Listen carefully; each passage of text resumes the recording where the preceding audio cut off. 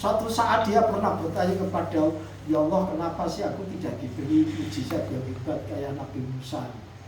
Ternyata Allah tambah membahasakan gini, wahai Muhammad, apa kamu, itu dalam surat Ad-Duha itu ya akhirnya.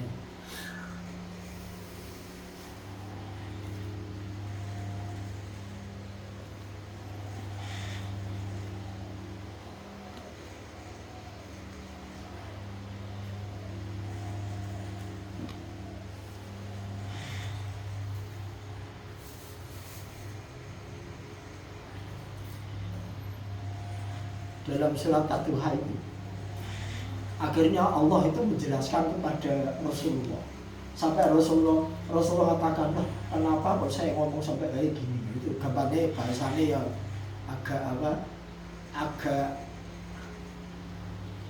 penak, karena ternyata Allah menunjukkan yang namanya kenikmatan itu bukan karena mujizat yang macam-macam itu, bukan.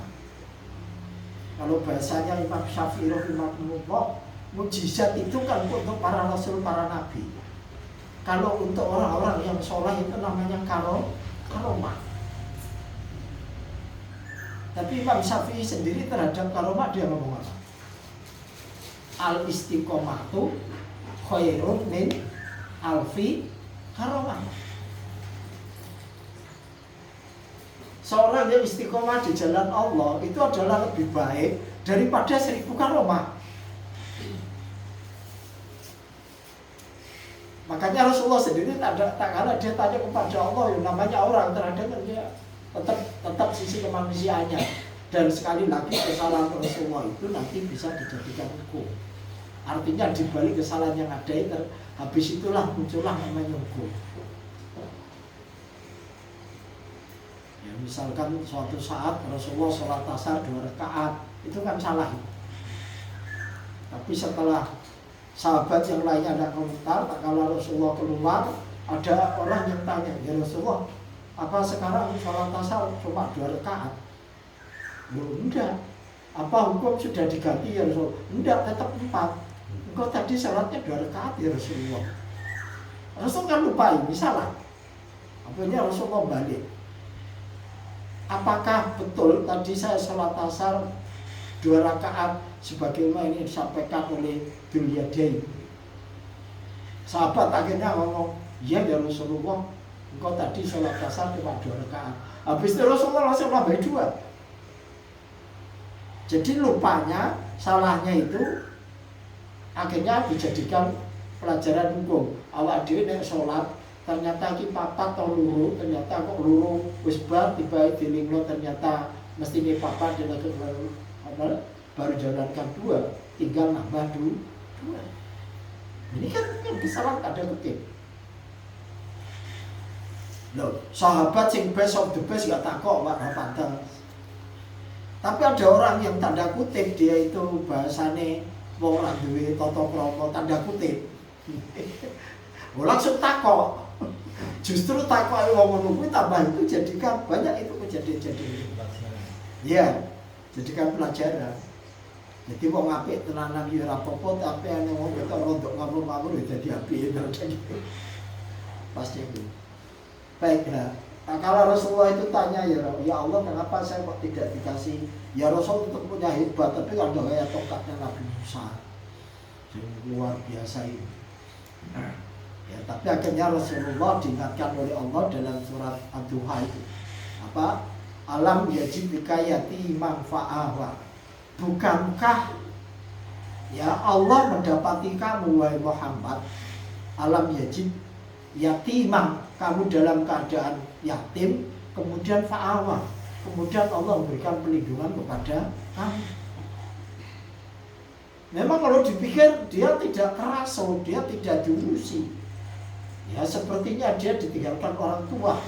Walaupun toh Nabi yang model kayak Nabi Musa sendiri juga dari kecil sudah dibuang, sudah dibully. Dan ternyata nikmat yang utama itu adalah keseharian kita dalam kehidupan. Allah memberikan kita sehat, bisa tidur, bisa makan.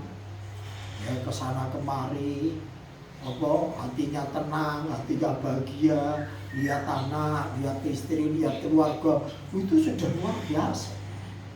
Kalau di sini Allah mengatakan alam yajid bika yatimang ta'awa. Bukankah kamu dulu seorang yang yatim, kemudian Allah memberikan perlindungan kepada kamu. Ya walaupun toh lewat kakeknya, lewat pamannya, bisa susah payah lewat angon kambing, macam-macam itu tadi. Itu bagian proses nikmat. Wa wajadaka bolang fahada. Ya, dan bukankah Allah telah mendapati kamu sekalian dolang dalam keadaan bingung. Bingung maknanya di sini itu tentang hakikat hidup. Rasulullah itu secara materi cukup. Istrinya juga sangat kaya. Dia di masyarakat sudah dipercaya al-amin. Wong pegadian pertama kali itu juga Rasulullah. Dia sebelum diangkat jadi Rasul, itu kalau orang mau pergi kemana-mana itu barangnya dititipkan Rasulullah. Belum diangkat jadi Nabi. Sebelum umur 25 tahun, sebelum umur 40 tahun. Terpandang dia, tokoh masyarakat juga. Tetapi di akhir-akhir hidup, di akhir-akhir dia menjelang mau diangkat jadi Nabi, lah itu dia mengalami kebingungan. Apakah hidup hanya untuk ini? Makan, ngurusi keluarga, kemudian masyarakat sekitarnya rusak, sudah tidak ada urusan, toh yang rusak mereka gitu. Apa hanya untuk ini gitu? Lalu secara materi sudah cukup, masyarakat sudah terpandang, sudah ditokohkan, keluarganya udah beres semua. Tapi di balik itu ada pertanyaan, hanya apa? Hanya untuk sekedar ini hidup. Nah itulah akhirnya Rasulullah bertahan terus. Rasulullah berkhulwat di Gua Hira. Justru mulai dari bergua Hira ada katakan 3 tahun, ada riwayat yang lainnya mengatakan 5 tahun. Dan itu ngeri loh Pak perjalanannya Gua Hira itu ya. Ngeri itu Pak. Kalau David betul tidak kuat itu. Naik dan terjangnya luar biasa. Ini dulu orangnya tak bisa ditemukan bisa. Sekarang dulu terbakanya apa sih? Kalau tidak kuat betul fikirnya, enggak berat itu. Nah, di sana dan dikirim, yang kirim juga luar biasa juga isinya, masya Allah. Ya, bahwa jadaka dolang fahada. Bukankah Allah juga mendapati kamu dalam dulu kondisi bingung, bingung tentang kehidupan ini? Jadi urip dikono apa sih? Jadi urip dilakoni apa sih? Kalau saya keluarga sudah keluarga, kalau saya anak sudah punya anak, kalau harta saya sudah punya harta, kalau saya makan juga sudah makan. Nah itu secara pemikiran, secara prinsip kehidupan apa hanya untuk ini? Bahasanya sekarang dipakai healing, dipakai pelesiran, dipakai apa bu? Sebelum mangan halo gitu. Kuliner. Ya apa-apa sadutnya agak aja. Boleh-boleh aja. Mau kopi 1 cingkir, 1 gelas kecil, 1.400.000. Kopi apa? Mau tak share dulu. Saya tahu orang tak share. Ngono Pak Yus. Sampai tahu jajal Pak. Aku yang paling larang ya jajal kok. Veladik itu. 25 itu kan. Radik paling dulu Bu bisa. Nek pengen tekan ya radik dikasih susu kambing. Itu berarti sekitar 8 ribuan. Nah, sing kopi kampung ya 3.000. Nah, ini sisa 1.400.000, ini 14 juta Mbak. Terus rasa mikir dulu Pak. Menurut di kopi lah barbar. Ya, kalau peminum kopi tidak paham Pak. Kalau penikmat kopi merasakan betul. Itu kalau sekedar hidup hanya bukan makan minum itu tidak penting dah. Kalau hanya sekedar berhenti di situ, makanya lihilafi kuroi silafi berhalatasi taiwasof itu kalau sekedar hidup hanya sekedar memenuhi kepentingan keseharian keluarga dan seterusnya, berhenti sampai situ rugi. maka falyak budu robbah dan yang gitu. Lalu Rasulullah sendiri juga gitu dalam kondisi apa hanya untuk ini biasanya. Ya itulah apa bahwa jadaka dolang pada kemudian Allah memberikan petunjuk kepada kamu. Ya dengan apa bahasanya disuruh baca. Diangkatlah mulai diangkat menjadi rasul. Makanya apa? Wa wajadaka ailan fauna. Aplikasinya apa? Maka terhadap orang-orang yang kemudian dulu kamu dalam keadaan miskin, wa wajadaka ailan fauna, dalam kondisi kekurangan, Allah kemudian memberikan kamu kecukupan. Miskin Allah cukupkan, kamu bingung Allah berikan hidayah, kamu yatim Allah lindungi. Kamu yatim Allah lindungi, kamu dalam kondisi bingung Allah berikan hidayah, dalam kondisi kamu itu tidak punya Allah cukupkan kan? Nah ini berarti kan proses keseharian. Ya, maka terus aplikasinya fa'amal yatima fala taghar, terhadap anak yatim janganlah kau menghardik, fa'amal sa'ila fala tanhar, terhadap orang-orang yang dia minta-minta janganlah kau mengusir, dan fa'ama binikmati rabbika fahadis, dan terhadap nikmat Tuhan kau hendaklah kau berbagi. Kalau di Jatulah dibahasakan dengan fa'amal yatima fala taghar, dengan penyantunan yatim piatu. Fa'ama sa'ila fala tanhar, biasanya aplikasi dalam pendidikan. Fa'ama binikmati rabbika fahadis, aplikasi dalam dakwah sosial, pendidikan, dakwah, aplikasinya gitu ya.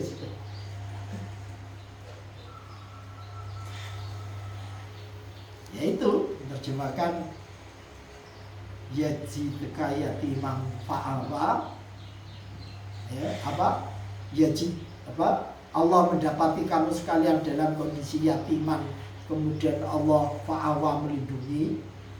Wa jadaka dolang fa'ada, bingung dalam pemikiran, kemudian Allah berikan hidayah, aplikasi dalam pendidikan. Ya, orang yang dia dalam kondisi yatim kemudian dilindungi adalah sosial, kemudian aplikasi dalam ailam fa'alna, ya kamu dalam kondisi tidak punya kemudian Allah berikan kecukupan, maka diaplikasikan dalam dakwah biasanya. Baik. Enggak, yang belum baca, Pak Yus dulu.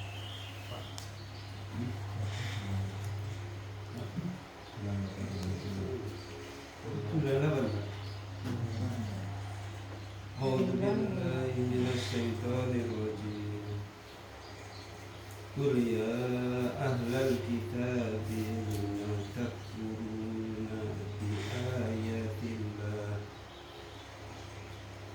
lima takfuruna bi ayatillahi wallahu syahidun ala ma ta'malun. Terus apa cuma? Qul ya ahlal kitabi lima tasudduna an sabilillahi man amana tabghunaha iwajaw wa antum syuhada wa mawallahu bighafilin amma ta'malun. Kul, katakanlah Muhammad, ya ahlal kitabi, wahai ahli kitab, lima takfuruna, mengapa kamu mengingkari bi ayatillah, ayat-ayat Allah, wallahu, dan Allah syahidun, maha menyaksikan, ala ma ta'malun, apa yang kamu kerjakan. Kul, katakanlah Muhammad, ya ahlal kitabi, wahai ahli kitab, lima tasudduna, mengapa kamu menghalang-halangi an sabilillah, dari jalan Allah, man orang-orang yang amanah beriman, tabghunaha kamu menghendakinya jalan Allah, iwaja bengkok, wa antum padahal kamu syuhada menyaksikan, wa mawwa